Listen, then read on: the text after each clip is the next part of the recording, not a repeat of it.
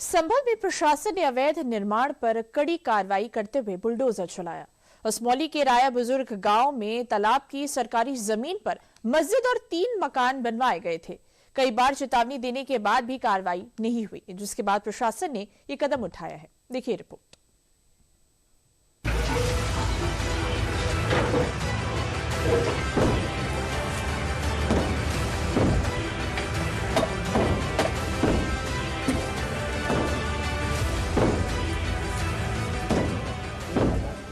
Bulldozer की ये गरज और अवैध निर्माण पर प्रशासन की ये सख्ती ये बताने के लिए काफी है कि यूपी में अब अपराधियों के लिए कोई जगह नहीं बची है।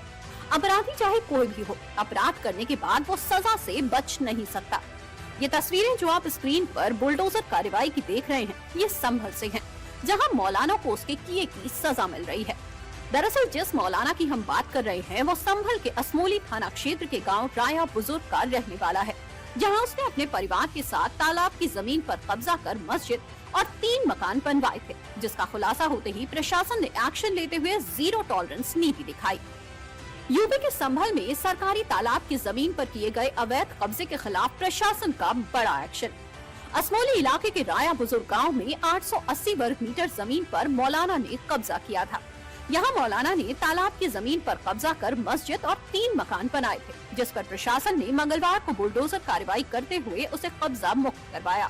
देखिए, अवैध अतिक्रमण जो यहाँ राय बुजुर्ग में हुआ था, उसी को डिमोलिश करने की कार्रवाई आज यहाँ की जा रही है, जो कि लगातार चल भी रही है। जो सरकारी भूमि पर ये मस्जिद का अवैध अतिक्रमण कर गया, मस्जिद का निर्माण कराया गया था, इसको हटाने का काम किया गया है। और आज कुछ जो मकान हैं, उन मकानों का जो हिस्सा जो अवैध अतिक्रमण करके बनाया गया है, उसको हटाने की कार्रवाई की जा रही है। 3 मकान हैं जिनको भी फिलहाल नोटिस दिया गया है और उन्हीं को तोड़ने का काम आज किया गया। कार्रवाई नहीं हो रही है, जैसा कि आप देख रहे हैं, इन लोगों के द्वारा अवैध निर्माण खुद हटाया जा रहा है।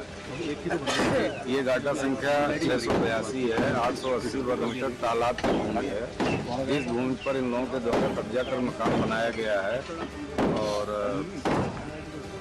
इस पर फरवरी 2025 में धारा 67 की कार्रवाई की गई थी और इसके बाद इन्होंने अपीलेट कोर्ट में भी अप्रोच किया, परंतु अपीलेट कोर्ट से भी इनको कोई रिलीफ नहीं मिली।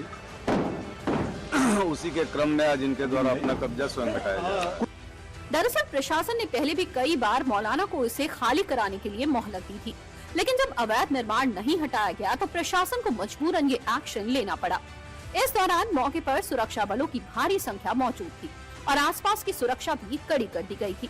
आप तस्वीरों में भी देख सकते हैं कि प्रशासन ने किस तरह से सुरक्षा के पुख्ता इंतजाम किए थे ताकि किसी प्रकार की जनहानि न हो सके। इसके अलावा प्रशासन ने सुरक्षा को लेकर अवैध कब्जेदारों तक की पूरी जानकारी सामने रखी। ये यहाँ हमारे 5 थानों के SHOs हैं और यहाँ पे RRF है और महिला पुलिसकर्मी समेत हम तकरीबन 50 पुलिसकर्मी यहाँ तैनात किए गए हैं और जो हमारी लोकल यूनिट हैं वो भी यहाँ भ्रमणशील रह के अपना काम कर रही है। सोशल मीडिया पे लगातार मीडिया सेल हमारा जो निगरानी कर रहा है, यदि कोई व्यक्ति खुराफात करता है तो निश्चित रूप से उसको कड़ा संदेश देगा। अबरार, असरार और बाबू 3 व्यक्ति हैं जिनके द्वारा कि ये कब्जा किया गया था और जो इन लोगों के द्वारा हटाया जा रहा है। हाँ, ये बात भी है कि इन्हीं लोगों के द्वारा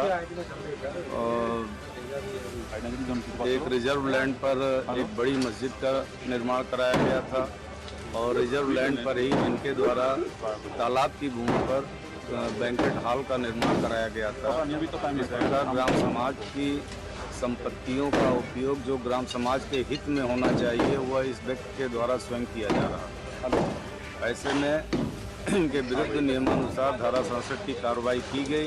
इससे पहले सुबह जब प्रशासन की टीम बुलडोजर लेकर अवैध निर्माण की जगह पर पहुंची थी, तो मस्जिद के मौलाना और उनके भाइयों ने खुद अपना घर तोड़ना शुरू किया और उन्होंने छेनी हथौड़ी से दीवारें गिराने की कोशिश भी की, लेकिन जब उनसे काम नहीं बना तो प्रशासन ने मजबूरन बुलडोजर चलवा दिया।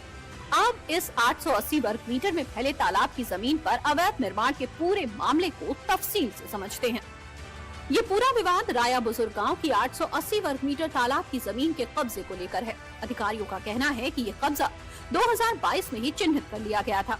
इस कब्जे को लेकर अबरार, असरार, बाबू और मस्जिद कमेटी को नोटिस जारी किया गया। 14 नवंबर 2024 को मस्जिद कमेटी और तीनों भाइयों ने इलाहाबाद हाई कोर्ट में इसके खिलाफ याचिका भी दायर की थी, लेकिन हाई कोर्ट ने याचिका खारिज कर दी। इसके बाद तहसीलदार ने 4 फरवरी 2025 को अतिक्रमण हटाने का आदेश दिया, लेकिन तीनों भाई डीएम के पास पहुंच गए और कब्जा खाली कराने के लिए समय मांगा। समय मांगने के बावजूद तीनों भाइयों ने अतिक्रमण नहीं हटाया और अंत में मजबूर होकर प्रशासन को ये ठोस कदम खुद उठाना पड़ा।